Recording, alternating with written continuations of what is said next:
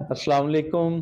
क्या हाल है जनाब? ये तो उनको पता चला कि यही इंडस्ट्री है जिसमें बहुत ज़्यादा पैसा है और आसानी से कमाया जा सकता है। उसमें आप चाहे लोगों को ज़हर बेच दें, टेस्टी बना के बेच दें, लोग ज़हर भी खाने को तैयार है और खा रहे हैं। मैं आगे जाके प्रूफ़ भी करूँगा आप लोगों को कि लोग खा रहे हैं। इसकी जो दूसरी वजह है, वो है हमारा लाइफ़स्टाइल। उसके अंदर हमने अपने देसी चीज़ों को, देसी अजनास को, वो हमारी ख़त्म हो गई हैं। उसमें हर चीज़ आपकी हाइब्रिड हो गई है। आपकी गंदम, आलू, सब्जियाँ, आपकी दालें, इवन आपका मीट, आपका बीफ, सब हाइब्रिड हो गया है। हाइब्रिड का मतलब अक्सर लोग जानते होंगे, जो नहीं जानते मैं उनको वो भी थोड़ा-सा बता दूँ। ये दोगलापन होता है, यानी कि इसके अंदर बहुत ज़्यादा जल्दी बढ़ोतरी होती है। इतनी तेज़ी से आपकी रिक्वायरमेंट को पूरा करने के लिए इन्होंने कुछ ऐसे केमिकल्स, कुछ ऐसी चीज़ें बनाई, जस्ट लाइक ब्रायलर। ब्रायलर देख लें, इसका वजूद ही नहीं था। पाकिस्तान तो बनने के काफ़ी बाद ये वजूद में आया। इसका वजूद ही नहीं था, ये अमेरिका से इम्पोर्ट किया गया। अब उसी से आगे वो सारा प्रोसेस चल रहा है।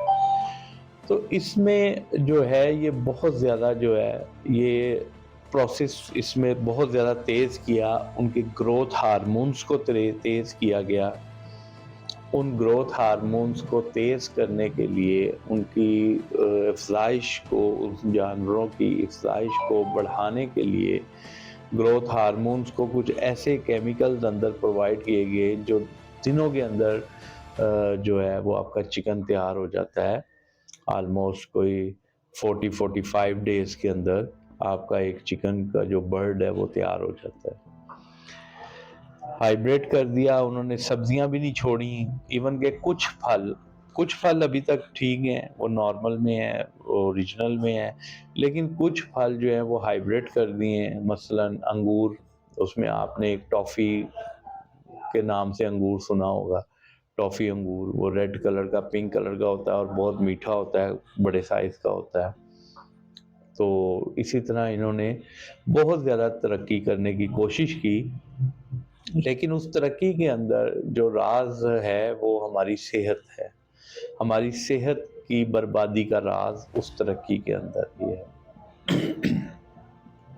हम जिस तरह आगे बढ़ते गए, चीज़ें तो हमारी रिक्वायरमेंट की पूरी, क्योंकि पॉपुलेशन बढ़ना शुरू हो गई और उसके साथ हमारी ये पॉपुलेशन के बढ़ने की वजह से हमारी चीज़ें भी बढ़ना ज़रूरी थी। उनको बढ़ाने के लिए हाइब्रिड की तरफ जाना पड़ा और दूसरी चीज़ों की तरफ जाना पड़ा, केमिकल्स का सहारा लेना पड़ा।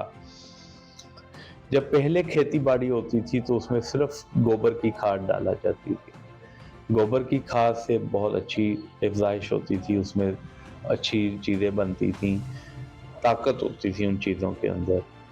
अब नाइट्रोजन, पता नहीं क्या-क्या केमिकल्स, किस-किस तरह की केमिकल्स, कीमियाई खादें, वो उन्होंने आपकी जो है पैदावार वो तो बढ़ा दी, लेकिन साथ में आपको बीमारियों का तोहफ़ा भी देना शुरू कर दिया।